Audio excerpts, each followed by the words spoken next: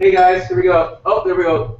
We're happening. So, hey everybody, welcome back to Decentral Vancouver. I'm Freddie, and that's Cam, and these are the wonderful folks that like to come and hang out. Tonight's topic is Bitwage and Bitcoin payroll. First, I want to give a shout out to our sponsors, Quadrica CX, amazing local. Present to everyone. There we go. Local exchange. I think today it looks like volume is at 291, which is very high and good for a Canadian exchange. And our last trade was at 274, and our high today was 276.03. Also, a big shout out to Lisa and the crew at Van Vex, amazing consultancy firm here out of Vancouver, Canada. Lisa's just kicking butt around the world. Okay, so we're into the game. And so, Charlene, if you do us a favor and say hello and explain what you're up to, and then we'll have our gentleman Jonathan say hello and what he's up to. Sure. Hi, I'm Charlene, and one of my clients that I have is Donna.io, which is a crowdfunding platform.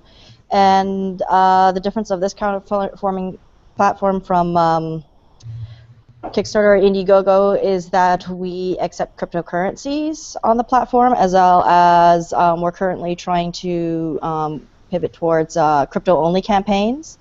And in addition, in the background, all our funds are in cryptocurrency, so the salaries that are paid to the employees are in crypto, as well as to, when we had rent space, we paid out in crypto, and as well as to some other contractors that we had.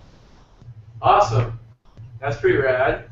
Yeah, and so Jonathan, thank you so much for finding time tonight to beam in. Your outfit is very snazzy. You want Candy. You're welcome. Yeah, great. You want to tell us what your role is at Bitwage and what you're up to and what you do? That'd be great. Yeah, sure. So I am the Chief Strategy Officer over here. So it's me and John Lindsay who are both the founders. I take more of the business side, and he does a lot more of the technical side. And I guess I'll get a little bit into how I started in this. Back in 2012, I heard about Bitcoin, and it was most of my friends were using it for illicit things, and so I sort of stayed out of it. But right around 2013, end of 2013, I was looking up some TED videos, TED Talks, and I heard about Bitcoin in one of them, the efficiencies of it. So I started delving a little bit deeper, and all of a sudden I'm down the rabbit hole, right?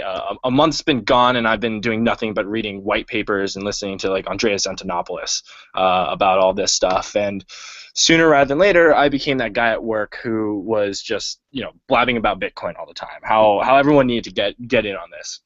And what ended up happening was one of the guys who I worked with was a mutual friend between me and John, and he knew that John was like the equivalent of that on the technical side. So they brought the two of us together, and we were brainstorming a bit about what's going on, what's wrong with the Bitcoin system, right? And one of the big things we noticed is it's hard to get Bitcoins, right?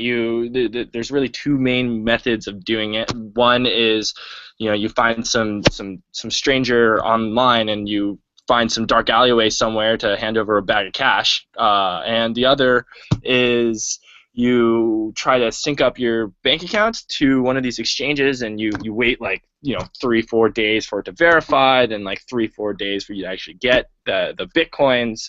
And so it became like a lot of work. A lot of people that I knew who wanted to try out Bitcoin for the first time would just fall off the face of the earth and never get around to it because of all this friction going on. And so we were trying to figure out, is there a better way to do this? And John came up with the idea and said, yeah, why don't we do Bitcoin payroll? You see all these users, all these employees, and they're buying things with Bitcoin. So the Bitcoin's going to the merchants, it's going to the employers. And now what are these guys doing, right? They've got three things to do with the Bitcoin. They can hold it as an investment, they can convert it into US dollars, or they can buy goods and services on a very small scale. So they didn't really have very many outlets. and there was really no way to transfer the value of Bitcoins back from the merchants or employers back to the employees. So there was I guess a missing part of the financial loop there. Bitcoin itself couldn't be a closed-off ecosystem. And so we just said, all right, well, in order to close the financial loop and actually make this an autonomous ecosystem, we should be creating a Bitcoin payroll. And so we went off. We started off with our first product in July of 2014, which we call this Bitcoin payroll for employers. So we went around going to all Bitcoin startups, going to Bitcoin companies that are accepting companies that are accepting Bitcoin, telling them the benefits of Bitcoin and the benefits of receiving Bitcoin as part of your wages. And we did that for a little bit. We had some good success. And one thing we realized talking to a lot of these companies is there were a lot of employees that wanted to receive Bitcoin wages. Maybe someone working at Johnson & Johnson, maybe someone working for the University of California, Berkeley. And they wanted to receive it, but going through the process of getting their employer on board, spending a year trying to tell them what the hell is this Bitcoin thing, it wasn't doing it for them. So in November, we released our individual product, which allows anyone, regardless of their employer signing up, to receive part of their wages in Bitcoin. And so that had a good amount of success. And when we were using the system, we realized that the majority of volume going through our system was actually contractors, these international contractors who had a real pain. So when you had the individuals who were using us for investments, dollar cost averaging on their Bitcoin payments, or just trying to get out of the banking system, we also had the contractors who actually were losing lots of money and waiting a lot of time to receive their payments. And so when we noticed that there's this huge problem out there for these international contractors and employees around the world, we decided to come up with our latest product, which came out, which we released at the Miami Bitcoin conference on stage, which is International Payroll for the Individual, which essentially allows the fiat output payments in local currency while for international workers, leveraging the Bitcoin protocol to facilitate that transfer. And our first iteration of that has been from the U.S. to the Philippines. And that's, I guess, the quick thing. That was fucking beautiful. So that was great, guys. Let's give it a round of applause. All right, dude. So back to Charlene for a second. Charlene, can you just tell us what Data.io does? I'm gonna throw it up on the screen here like we did for Bitwage. And you want to give us a quick rundown on what you guys do?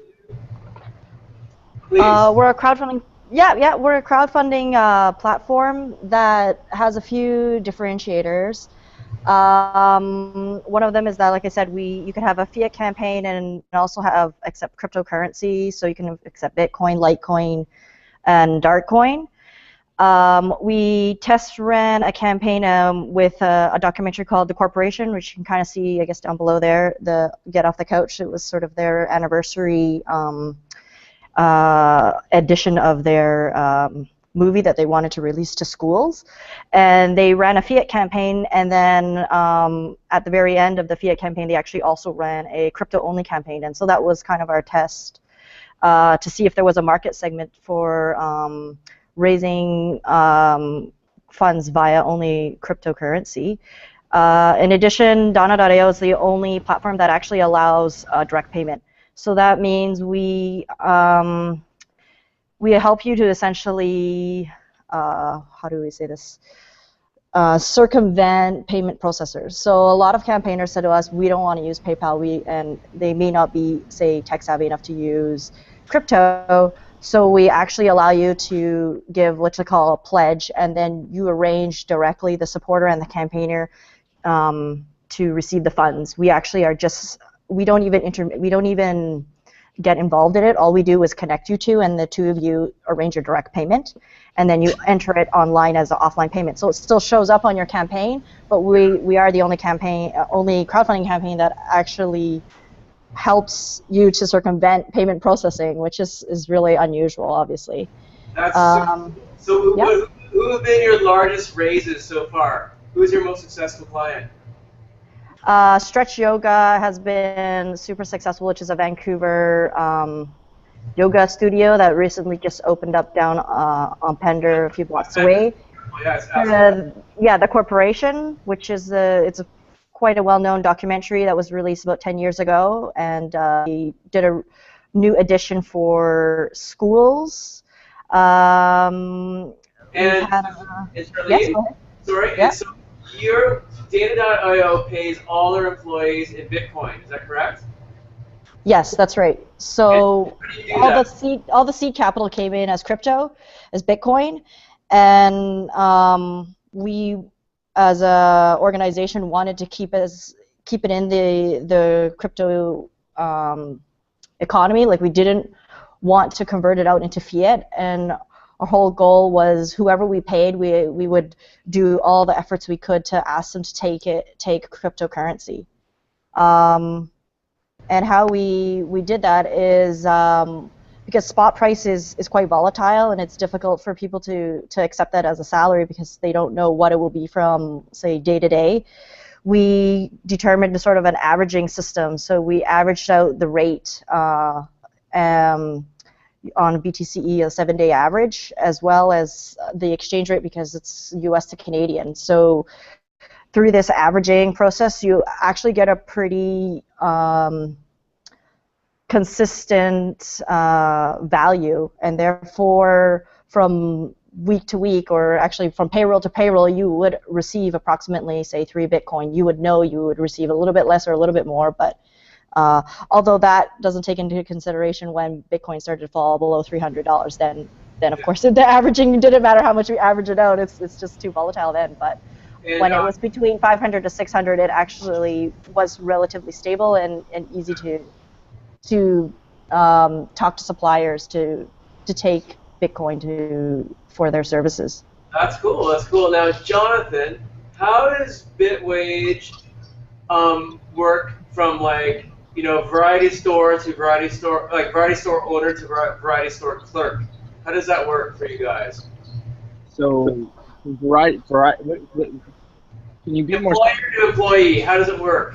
Employer to employee. Okay, got it.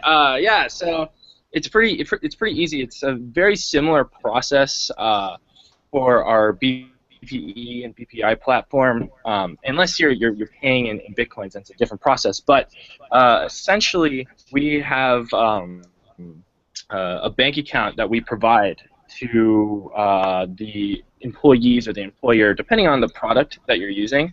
But essentially, if you go to a payroll provider, for each employee, you're given 2 bank accounts. You're given the ability to put in your checking account, and so what ends up happening is a lot of people just end up using their checking account, and they don't take advantage of the second one. This is where our bank account comes in. So now we give you a bank account to put in instead of your savings. So now you've got your checking account and your Bitcoin account. And so on the day of payroll, the direct deposits will hit your Bitwage account and will hit your checking account. And then it takes about a next day to convert that into Bitcoins and have them hit your wallet. And the reason for that has to do with the inefficiencies of the current banking infrastructure. But the particular bank that we're working with, the way it works is we receive access to the funds before we get access to the descriptions of those funds. So when you're paid a payroll, an ACH description comes in. It'll say your name, it'll say your company, it'll say which payroll provider it came from. And the unfortunate thing is it takes to come through. So we receive the direct deposits, and we forward this to our partner exchange and hold it in US dollars there. And then we wait for the ACH descriptions to come out the next day, and then once that comes out, we convert the US dollars into Bitcoins and send it immediately to your wallets. Interesting. Yeah, do you guys operate in Canada? Yeah, so right now, the way our service works is it depends on the currency inputs and outputs. So we receive U.S. dollars and Bitcoin, and we pay out Bitcoin and Filipino pesos currently. Now, that being said, right, so you can be anywhere in the world, right? So in order to receive your Bitcoin wage, you can be in Canada, you can be in Argentina, you can be in Europe, you can be in China. It doesn't matter. You just need a wallet address. The question is, what about the currency inputs? And so if you're asking, can a Canadian employer pay us in Canadian dollars and we pay it out, we are working on that functionality, but it is not available as of right now. And this is one of our focuses in 2015, coming in 2015, which is to increase the number of both currency inputs and outputs so that people around the world can receive Bitcoin wages as well as just leverage the efficiency of the blockchain to receive wages in their local currency, regardless of having a bank account. So what countries or nations do you deal with right now? What currencies do you deal with right now? Just USD? So yeah, so we have U inputs and USD and Filipino pesos for outputs right now. And the reason why we ended up going with the Philippines, essentially, we've seen a lot of interested Filipino contractors as well as employers wanting to have this solution. We also know that Philippines is one of the top 4 corridors for receiving remittances, one of the top 5 corridors for receiving outsourced payments, including a $25 billion business processing outsourcing industry. And then on top of that, they speak English, so it's easy for us to communicate with with people over there with a translator. So that's why we went there, and right now essentially we are building out several different inputs and outputs as we speak. So hopefully we can launch some of those by end of Q2. Cool. Yeah.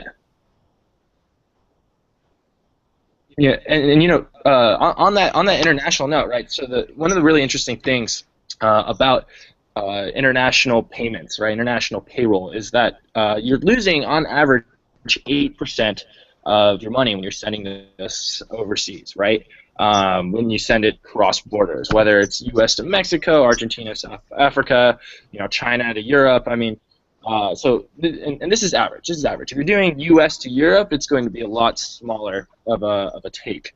But on average, you're losing 8%, and this becomes exasperated in several different situations. We've got one employer who's paying his employees in Brazil, and when he pays them through Silicon Valley Bank, they're supposedly getting 3 wire transfers, 2 free international wire transfers from Silicon Valley Bank every month.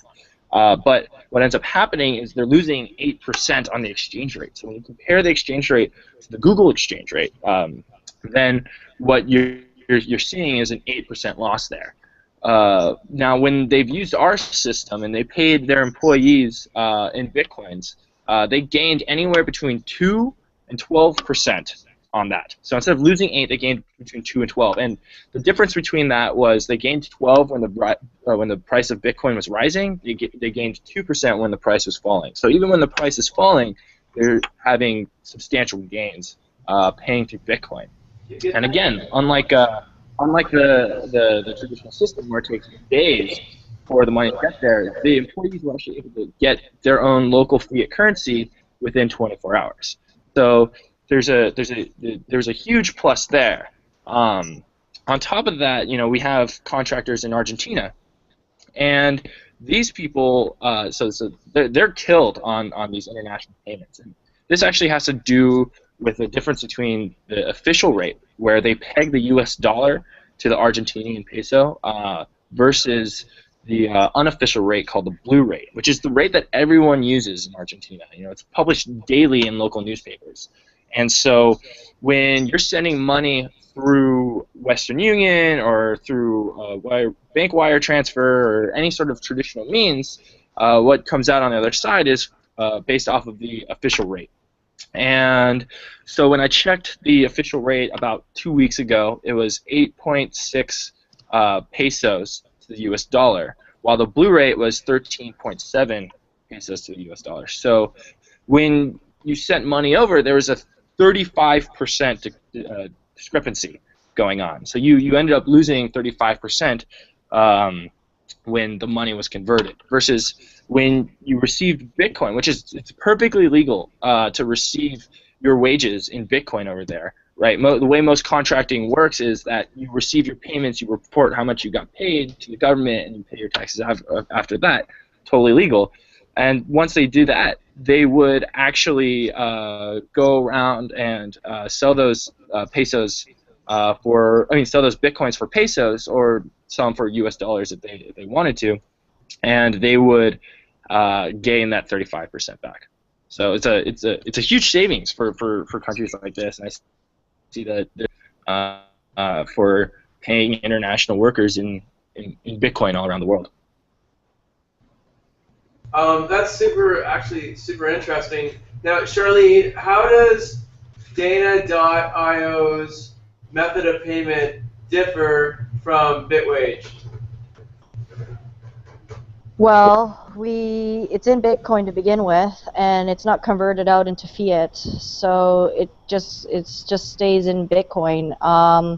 The main difference, I guess, is that sounds like Bitwage probably still does. I don't know. I'm not entirely sure, but it seems like it's spot rate, I guess, is how you guys determine it. So, like I said, we have an averaging system that we use, and that's to sort of take out some of the volatility, and thus employees or contractors are much more readily happily to take crypto, because they kind of know that they're going to receive a certain amount of Bitcoin. It's not going to fluctuate so greatly when it's spot price. In addition, we have the conversion between US and Canadian, right? So even though you're at a contract rate at $50 Canadian, I have to figure out from crypto through to US, then back to Canadian. So in order to figure out that rate, we use a form of averaging for both the US Canadian dollar and also for the price of the Bitcoin that week. It's a 7-day average is what we're currently using. That's so great. So you mean if you're going to pay out today, you would take the last 7 days and find that average and then pay it out. Is that correct? The 7-day average, yeah, on BTCE, but that's still in US dollars, right? And then I still have to take another 7-day average using Onada, which is the exchange that we decided to use for US Canadian dollar, and then do the conversion, and then that's how much Bitcoin you get. And like I said, when Bitcoin was between 500 to 600 last year, even though it moved quite a bit between, say, 450 to 600, generally you kind of knew every 2 weeks you would receive approximately, say 3 Bitcoin. It was actually pretty consistent, and that made it easier for us to, say, pay rent or to pay our suppliers, to pay other web contractors. They were much more readily happy to take it because they could see that there's a consistency. They know what they're going to receive. Right, and okay, ask one more question. Yeah. No, there you go. I was just gonna say, I guess this is a harder question, or well, I don't know, maybe. But how has the contractors and people getting paid in Bitcoin right now, for I guess the people actually holding on to it, what has their reaction been?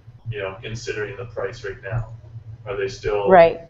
Well, exactly. So we had a certain amount of seed capital in crypto, and once that seed capital was exhausted, we still continued in crypto. When the price hit 300, though, it was actually just getting too volatile, and our investor said, no, we can't do any more in crypto, unfortunately. So right now we actually stopped crypto mainly because of the volatility. It's even with the averaging, the swings are too great, and most of the contractors who took Bitcoin, pretty much that wasn't their only form of salary, right? So that was just one form of contract, and they all are taking Bitcoin to hold as an investment. They're not looking at it as, oh, my salary is fluctuating. They're looking at it as, this is my long-term investment. It's like they look at it more as like a form of equity, I guess. That's why they want Bitcoin as part of their salary, and then they will pay their rent probably from another contract where they receive fiat. Interesting. Cool. Yeah, and I just like to mention that we have employers also using our system on a Bitcoin to Bitcoin basis, where they're using their stock of Bitcoins to pay their employees. And in that situation, we actually let the employers choose how they want to do this. What is the rate that they're going to do? So we're not forcing any rate on them. We're not doing any sort of spot rate. They can figure it out themselves. So so some employers have told us, yeah, they do like week-long averages to determine the price that they're going to be paying their employees. I mean, we've got companies like Amagi Metals and ChangeTip that are paying their employees' salaries in Bitcoin, and for a lot of the people, at least in the United States, right, there's really two main reasons why people out here are receiving their wages in Bitcoin. Similar to what you were saying, Charlene, is that they receive part of it for investment. So they'll receive about 5, 10, 15% of their wage, right? They're not doing 100% of their wage. Because to a lot of people, it's a big risk, and they got to pay rent somehow. Now, the other reason why people are using this is because they want to get out of the banking sector. They want to cast their vote away and say, hey, like, you guys are too costly and inefficient. Like, we don't want to use you guys anymore, because banks have had monopolies over these like riskless, scalable, liquid ways of holding money we call checking accounts for many years. And they've become, in Europe, you can send money almost instantly to people. At least, if they have bank accounts, and they're in Western Europe. But essentially, the banks in the United States, and I presume in Canada also, but I guess I don't know Canada banking as well as the United States. It takes days to send money, right? If I want to send money to my grandmother, it costs me $25 to get there same day. It costs me $3 to $5 to get there in 4 business days. So it's totally inefficient. And on top of that, banks are often taking the money that I'm holding deposits, investing it in risky investments, and then only providing a very small interest rate compared to the risks that they're taking. So there could be more consumer benefit brought on by these banks and these people who want to get out of the banking infrastructure, because the banks are not providing enough consumer benefit. There hasn't been enough challenge to the banks to do it, and so they're trying to be that challenge. Peter, you got a question? Peter? Oh, I thought you had a comment. So, John, what's been how are you guys marketing, and who are you hitting these days, and who Chief Strategy Officer? So what's your strategy? Yeah, right. Okay. Yeah, so as I said before, we just released our international product. So we're working a lot on figuring out who are the best markets for this, right? So there's a huge contractor market in the Philippines, and there's business-to-business payments going on in the Philippines as well. So right now we're doing a lot of targeting on freelancers and contractors based out of the Philippines and small businesses in the United States leveraging outsourced employees over there. On top of that, we're also looking at these online contractor marketplaces, where essentially what you're doing is you're hiring people all around the world, right? You look at Uber, right, and they've got drivers in China, they've got drivers in India, they've got drivers in Europe, and all that money is coming out of California. And so there's a whole mess of figuring out how to pay these people, right? There's in some instances, what you do is you're using several different payment channels to try and hit the different areas and paying people one by one. As you are incorporating in new countries, and you're sending money to that corporation, and then you're paying out from there. And in both situations, there's a lot of operational costs, there's a lot of FX costs, there's a lot of time wasted in between. And so what we see is for these shared economy companies like Uber, like Airbnb, and some newer ones popping up, and also for like online marketplaces like Odesk, Elance, Fiverr, and these kind of guys, there's a real need to be able to just seamlessly pay all their fast and cheaply. And so as we're building out our Philippine corridor, we'll be building out other corridors as well, from the U.S., from the Canada, and from Europe to other countries for outputs, and then bringing this as sort of a one-stop shop infrastructure for these companies to pay their employees all around the world. That makes sense. So how does your product affect taxation, like income tax and all that kind of stuff? Yeah. So how do we deal with income tax and all that? So actually, right now we're on a post-tax basis, right? So you'll either use us after it's gone through the payroll provider, right? So like I said before, you have checking and a savings account, but once the money hits there, you've already had your tax done on it, so you don't have any worries there. If you're using the Bitcoin to Bitcoin solution, what you would do is you would run a payroll through like a ADP or Zen payroll, and only have the amount that you need to pay out to employees go through our system.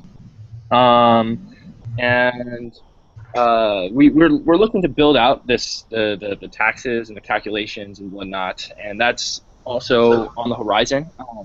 Luckily for the international bit, like employers don't actually have to pay the payroll taxes and calculations for employees or contractors outside of their country.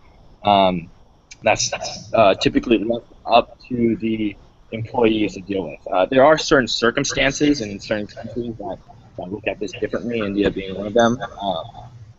But mainly what happens is you send a payment and the contractor deals with it. Sweet. So, God, the question I was going to ask just slipped my mind. How long is it going to take before you think that, like, my friends that I went to university with are going to be accepting Bitcoin as their wage? I mean, I'm trying to get them onto it, but what about you, Jonathan? What are your friends saying from university or high school? You know? Oh man. Well, actually, one of my friends from high school is part of the college crypto network group, so he's already on board and doing some big things. But yeah, in general, they look at it, and you know, there's three things that come to mind, which I think are big issues that need to get solved before this really goes mainstream, which is the how accessible it is, how usable it is, and how stable it is, right? So in order for Bitcoin to go mainstream, it's got to be easily accessible. You know, you got to have a way to receive it that's normal, right? Like you don't normally think of like the currency that you're going to spend on the store as something that you gotta go online and then like, you know, wait several days to like purchase before going to the store. You don't really think about having to meet with someone to trade currencies with them to buy something at the store.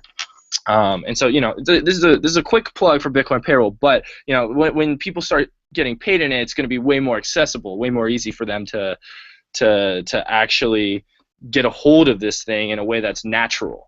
Now, on top of that, there's got to be high usability, right? Like you got to be able to use it like anywhere. When you start seeing that, oh hey, yeah, like I can purchase my haircut, and I can pay my rent, and I can pay for Comcast, and I can go grocery shopping with this currency, then all of a sudden you have this usability thing, right? And you know, in particular for Bitcoin, it's probably going to be more along the lines of like when you have to do things digitally or on a micropayment scale, just because I mean I hate taking out my credit card and putting in all those digits every single time I want to purchase something. Being able to just take out my phone and clicking, way easier, right? Or just clicking twice on here.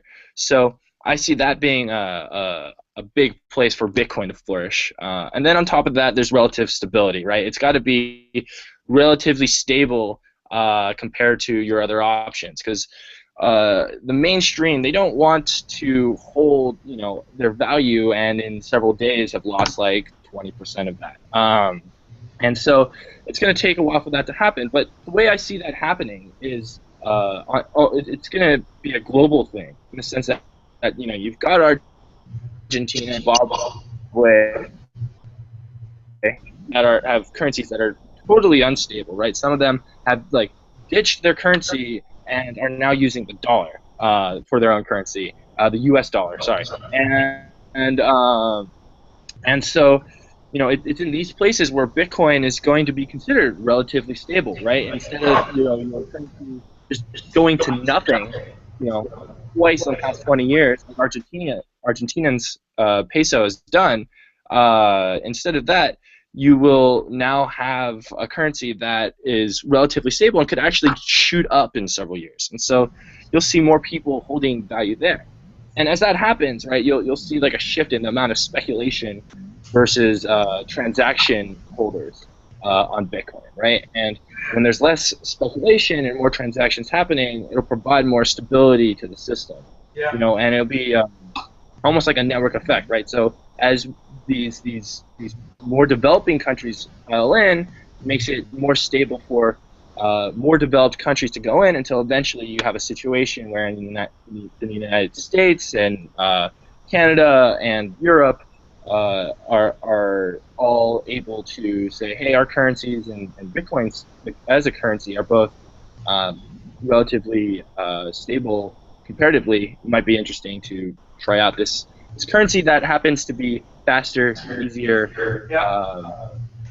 cheaper to use. Yeah, but also more difficult to use in a certain way, right? Like you gotta admit, like Charlene, like, have any of the people that you work with, have they lost the keys to their wallet or misplaced Bitcoin or anything like that? Have you heard anything like that? Sorry. Oh no, go ahead. Sorry. No, go ahead. Charlene, go ahead. Oh, okay. No, because we kind of have an education / facilitation that we give you. So I'm kind of responsible. I have like a document package that I sent you. I create the wallet with you. I secure the keys with you. And then if you ever do want to go to exchange and get the money, then actually we'll even go with you the first time so that we can kind of experience it. Yeah, they've lost a password, but fortunately, since we help them back up the master, we're always able to recover. Although it's a learning experience, right? So generally, if you never lose your password, then you'll never experience what it feels like to have to recover. So you just kind of have to go through it, and we essentially sort of handhold you through that process. Yeah, cool. Jonathan, do you have any experiences like that with Bitwage where people have lost their Bitcoin? And how do you deal with it when they do? If they do. Well, so yeah, we don't hold anyone's Bitcoins, right? We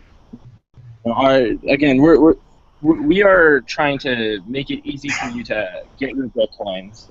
In terms of actually holding it, we leave that to the experts, like the wallet experts.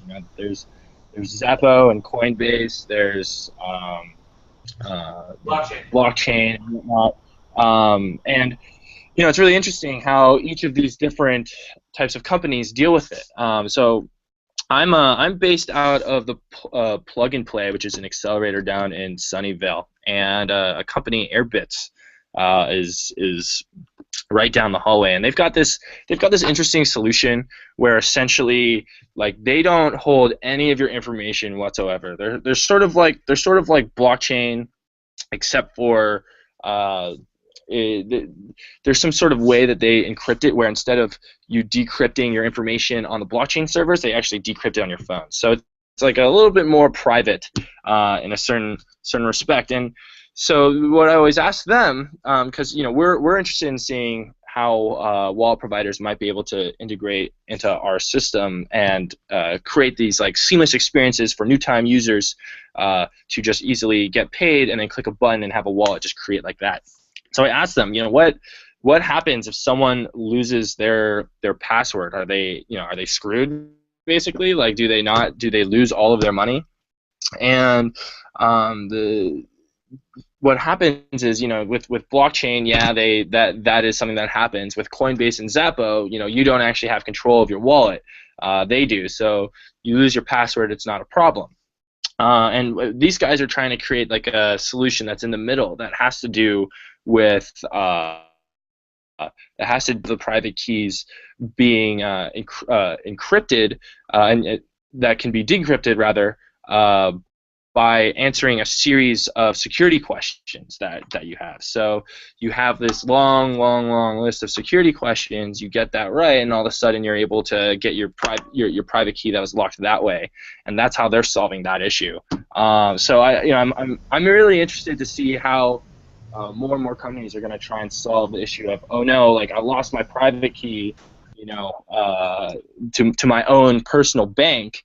What am I going to do about it? And I think that a lot of companies like that are going to come about and find solutions to that. That's very cool. Since you brought up Zappo, I recently just started reading about the company. It's pretty cool, but I don't know a huge ton about how they secure it and what their approach is. Are you able to elaborate further on that company from what you know? Yeah, and I know a good amount about them. So their whole thing is their vault, right?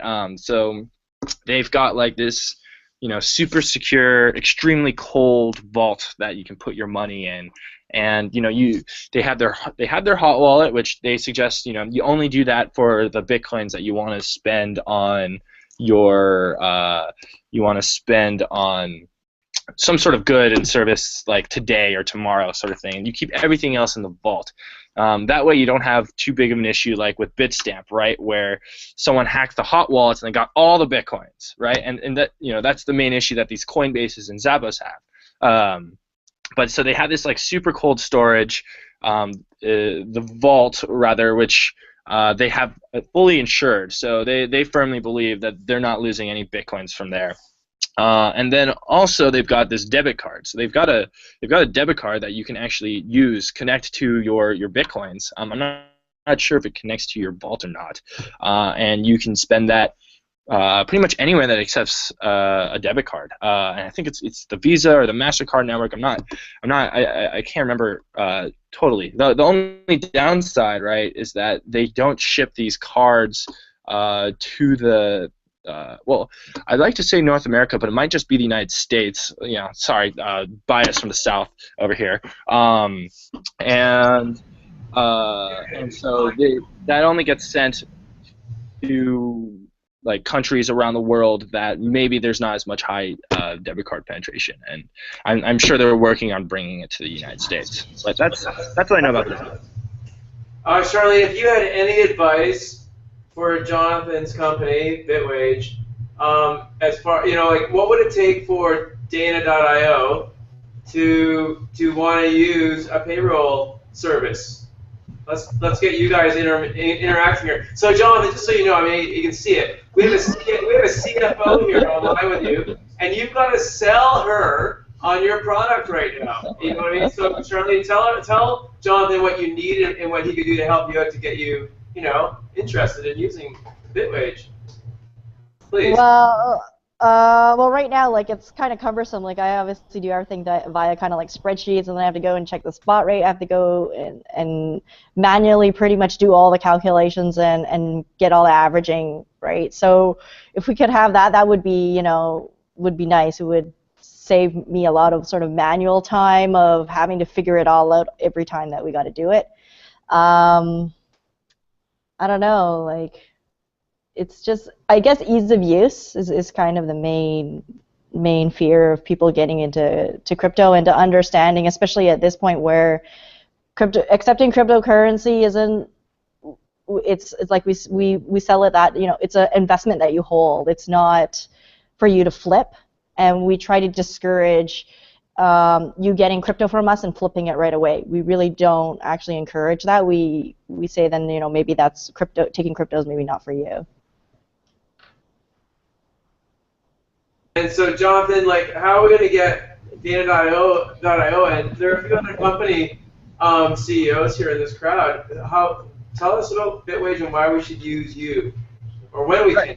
Right. So one of the main scares that a lot of companies have when paying their employees in bitcoins, and one of the main ones that we solve is the idea of like, okay, you're managing 5, 10, 15, 20 employees' private keys, and And so every single time you're doing a payroll and you got to pay each one of these keys. You mess up one time, that is a full payroll that you sent to the wrong person that you're never getting, right? That's a lot of money. You probably don't want to. You probably don't have a budget to just throw away, like $1,000 down the drain, right? That's not the best way to use your money. And so a lot of companies like the idea of, okay, instead of paying, my 5, 10, 15, 20 different addresses that I've got to manage, I just want one easy QR code that I can just send money to and then have that distribute to everyone. And the way that it would work is you just put in the US dollar value that you want to actually go to the employees, and you can set whatever exchange rate you want at that point, and it's done. One QR code done. And the cool thing about that is the employees can actually change their wallet addresses on the fly, right?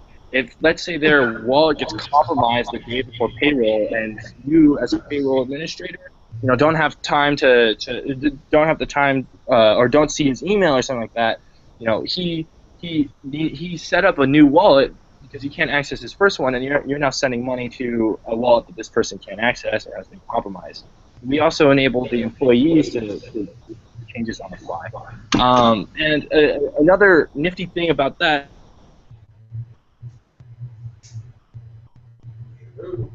the employee on that employee, because they're public addresses, which means they can't follow what they're spending. Some employees don't want their employers to know what they're spending and like the idea of it being private. And so we create that, I guess, extra layer between the two of them, between the employer and the employee, so they get a little bit more privacy, and the employer doesn't have to worry about losing that public address to some criminal that wants to actually know, what this person is spending money on. Interesting. Greg, you had a question. I did.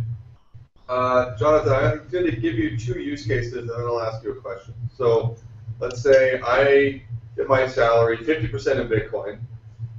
So if we look at my bank records and my deposits into my checking account, half my wages are there. So I can then go and make some other wage somewhere else and not report it to the government. And if I ever get audited, it won't show up that I made more because only half my income shows as a deposit in my checking account. Second use case is, I forget, but essentially along the same line. So if there's if part of my wage is going into Bitcoin, oh yes, I remember. So let's say same case, 50% of my salary is going into Bitcoin, and then at some point during the year I decide to sell that Bitcoin. Am I now getting taxed twice because of capital gains on that sale? Or is there, I guess the question is, what reporting is provided so that when it comes to taxation or audit, I can show how my income is distributed, so that if I do sell my Bitcoins, I'm not getting double taxed, but also, I can't take advantage of the fact that half of my income is essentially unreported, and I can make extra money and not pay tax on it. Right. Okay. So when you're having, if we look at the case of the USD to Bitcoin, right? What's happening again by the payroll provider is it's splitting it, to what would be your checking and your savings. So that's already being put into the forms that are basically being filed. So they would see that, and then on our website we also provide a history of everything, all the different transactions that you've done that you can export to CSV, and it easily integrates with software that helps you create your Schedule D, which is for your capital gains taxes when you file that. So on that front, yeah, like you can easily get all the paperwork that you need. We're actually working. We have a partner called Gochetto Financials. So these guys are sort of these like accountants and I guess payroll masters, payroll gurus that are specifically in the Bitcoin space. And so when wanting to get your taxes done fast and easy, you just go through them. And what's likely happened over the course of this past year is with the capital gains tax, you'll probably be making money instead of losing it. Seeing as the price has gone down, so you'd be operating at a capital loss instead of gain. So also, it almost provides an incentive to use the system, export the CSV, and actually file these taxes. And in terms of not reporting to the government about the 50% and trying to get a second job to get money to filter into there, I mean, that would still be suspicious, right? The bank itself would see that you only got 50% on this one day, and from one source, and then over the course of the next day or so, you have like cash coming in the next day, and that's gonna put up some flags. So we aren't necessarily doing anything about that on our end. We provide you the forms that you would need to do everything legally, which is something that we completely and utterly believe and want you to do. But if we were to go the other route, the bank would have some of this information on you, and yeah. Okay, so, but I think what you're saying is, there is a sufficient paper trail, but in theory, if I take half my wage in Bitcoin and I sell those Bitcoins and there's a capital gain, I'm essentially paying tax twice. I'm paying the capital gain and I've already paid the income tax as well. Yeah, but you pay the tax, right? And Charlene, Yes, don't be we- afraid to jump in here. Because Yeah, so it's a little bit different, right? Like the United States have a different tax regulation than Canada. Okay, so I won't go into the whole thing of it because it's really lengthy, and I'm going to be running a workshop at the end of February about answering specifically that question. If you have Bitcoin and how do you declare and how does it work, and I'm running it at Decentral on the 20th of February. So the short of it is you need to declare because the employer has declared you've received salary. So if you don't declare, you are essentially not reporting to CRA, and therefore can be found as performing or engaging in illegal activities. So declare. That's all I can say. You have to declare it, and you declare it as.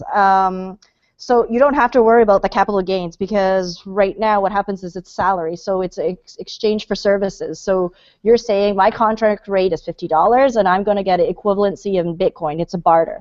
Therefore, you declare 50 Canadian dollars. That's the amount that is actually declared on your tax, and that's what you will be taxed upon as part of your salary.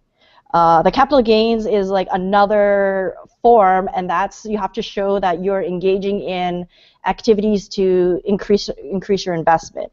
So, I mean, I won't get into that right now. I mean, maybe we can talk about that like in a few weeks. But essentially, the gist of it is, if you receive Bitcoin as part of your salary, the employer is going to declare. Therefore, it needs to match up, and CRA can very easily figure out that it has not been declared.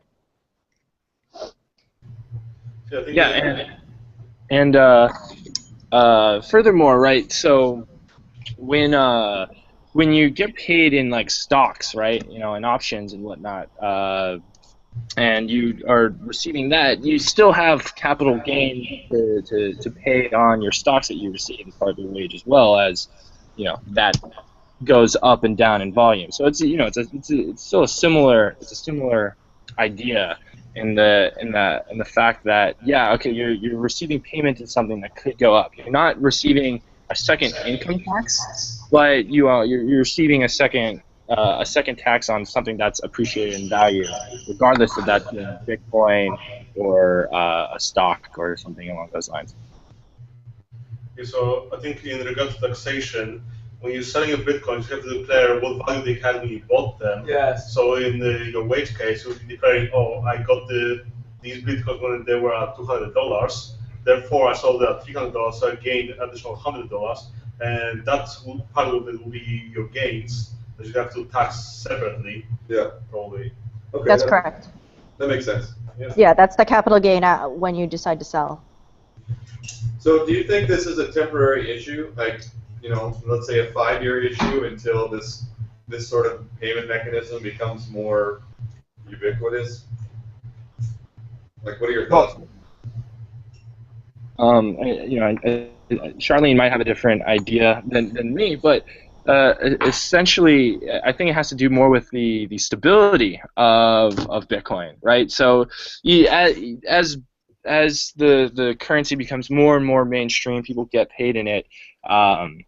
It you know, regardless of how many people are using it, if people are making gains on it, the government is going to want a piece of that action. And so I don't really see that going away. The only thing I could see is if the government saw that maybe there was some huge advantage to the to GDP by allowing people to get paid in Bitcoin wages over dollar wages, they might reduce the capital gains tax on Bitcoin wages to incentivize that as like a bit of a subsidy. But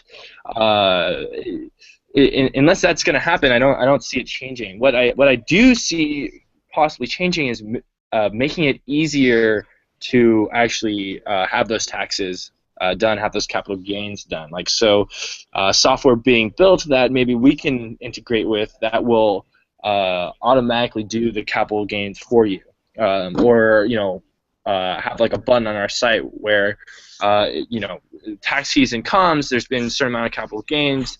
You just press this button, and maybe there's a fee or something, and then it gets done for you, so you don't have to think about it. That's where I would see it going. I don't know about you, Sean. Right, but you only have to declare the capital gains when you actually turn into fiat. So right now in Canada. So if you keep holding it, you don't declare capital gains. You don't. I mean, you do unofficially declare, but you don't. You're an accident until it actually converts back into fiat. So that's why we encourage our employees to, when you get your salary in Bitcoin, is to hold, not to flip, because then there's actually heavy taxation. There's personal income tax and then capital gains. So holding is actually a better option in terms of tax advantage. Go ahead. I'm just surprised here that you would have to pay capital gain, because let's say I worked in a different place around the world. I worked in Africa. I paid in U.S. dollars. The microphone's right there. Talk to the microphone. Okay. Yeah, okay. If I get paid in U.S. dollars when I work in Africa, and I bring that money to Canada, and it happens to be going up, I don't pay extra money. I don't pay capital gain because the U.S. dollar's gone up. So I'm kind of surprised at the logic that they're explaining here. They should only have to pay one tax. The tax is, at the time you get paid, you will be paying tax in equivalency and what you That's income tax. Yeah, We're talking about capital gains tax. Yeah, well, you shouldn't have to. Well, in You Canada, shouldn't have to. Bitcoin is considered a commodity, therefore it's a bit different than using currency. So maybe that's the reason. But it's only That's right. a commodity in the U.S. Yeah, Is it a commodity? Is it a commodity in the U.S., Jonathan? I don't think we would consider that in Canada. It's taxed as a commodity in the United States, but the definition is not quite anything yet. It hasn't been totally decided what actually Bitcoin is, because if it was a commodity, then you've got all these issues with like the FinCEN rules, right? You can't, it's not money transmitting, it's commodity transmitting, right? And that's a whole different ballpark. So they haven't defined it across everywhere across all the departments. But in terms of how are they going to tax it, the government wants their money, so they said, you know what, it's close enough to a commodity, we want our capital gains. Yeah, go ahead. One of the benefits, and one of the reasons why I want to use Bitcoin is to avoid these things. We avoid extra tax, avoid these kinds of wasted time and loss of income, right? Yeah. So you don't have to accept that. I mean, you just pay once, that's it. You just get paid tax, whatever the time you get paid. Yeah. There's a That's lot it. of people that I mean, if I buy Governments Apple, doesn't if I see it buy that Apple way. at the store and the next day they go up, I don't pay capital gain. No, until you I mean, sell I the can stuff. buy I can buy an antique. Let's say I buy an antique painting, whatever. Yeah. When I sell it, I don't pay capital gain. Do you get a capital loss if they go down below what? Yes, you do. Yeah, like exactly. You wouldn't, right? Yes, So, Charlene, if it goes down, you get a capital loss, correct? Yeah, the loss is declared. Okay. I think, I mean, in this particular case, I'm just throwing it out there, if you really did want to I'm just surprised. do it without the capital gains tax, there's Yeah. lots of ways you could probably do it. Just throw it yeah. out there. Yeah. If you immediately convert it to fiat, then there shouldn't be any capital gain because you didn't hold it for any amount of time. That's right. For it to gain value. That's right. Possibly, yeah. So I'm gonna change the tone for a second. Jonathan, did you hear that Johnny Depp just got married? To who? It's this beautiful lady from Austin, Texas. So she's only 28 years old, but believe it or not, I don't know if you guys believe this or not, but Johnny Depp is 51 years old. Wow, that guy is the best looking 51-year-old I've ever seen. Yeah. Well, you just wait till I hit 51. Huh? So anyway, just kidding. Charlene, did you hear that Johnny Depp got married? Yeah, I did actually. That's good. And what are your thoughts on that? It's good for him. Awesome. So just so everybody knows, they're getting married once in a private small ceremony, and then a big ceremony on their private island.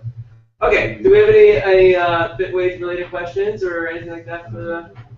Are we good? You guys good? Any questions? Jesse, you good? Peter, you good? No, I just had to let it go for a sec because. Another question, I guess. Yeah. Yeah, well, go ahead. For Bitwage, what are is there privacy or security issues with having your whole all of your income being hacked one day, like your records? Records. So are you asking about the security of our system, or the issue of like having all of your wages in Bitcoin and your wallet getting hacked? Security of your system, right? I don't know. Well, Like okay. privacy. Privacy I is the think issue. he's asking. You're handling a lot of people's financial information. How are you protecting that in your system? Yeah. Right. Okay. So we have a publicly available privacy policy and security policy, and I'm not gonna lie, I'm not the most technical guy. That's John, so he could probably get a lot more into what type of encryption we're using.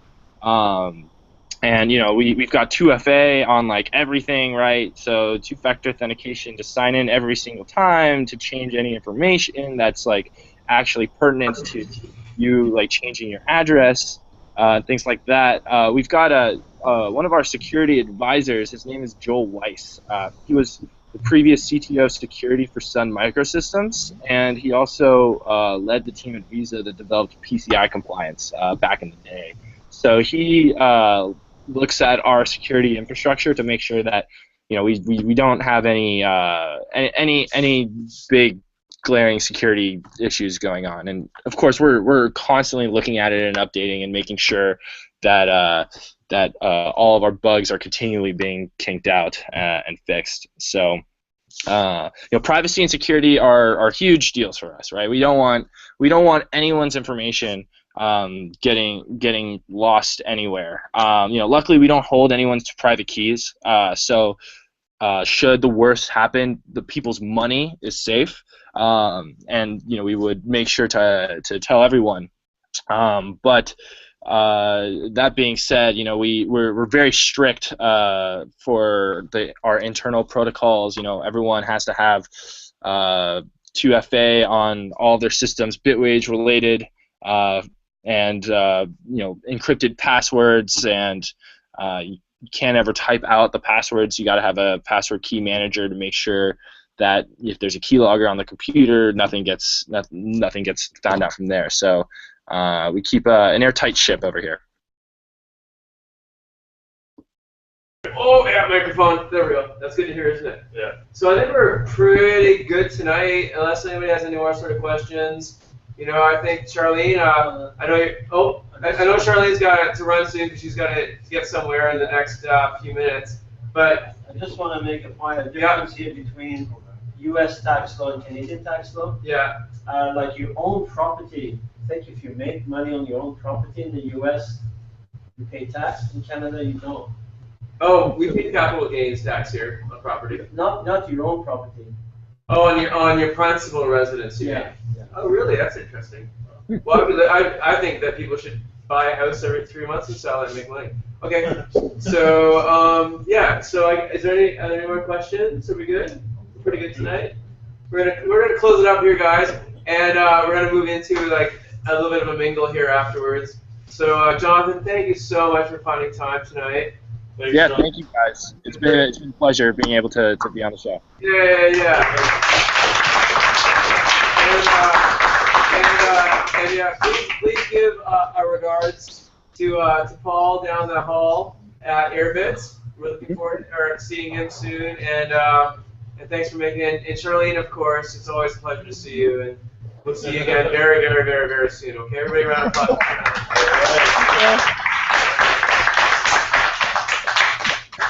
All right, so that's our crazy weekly event. Everybody have a beautiful night. Cheers. Cheers.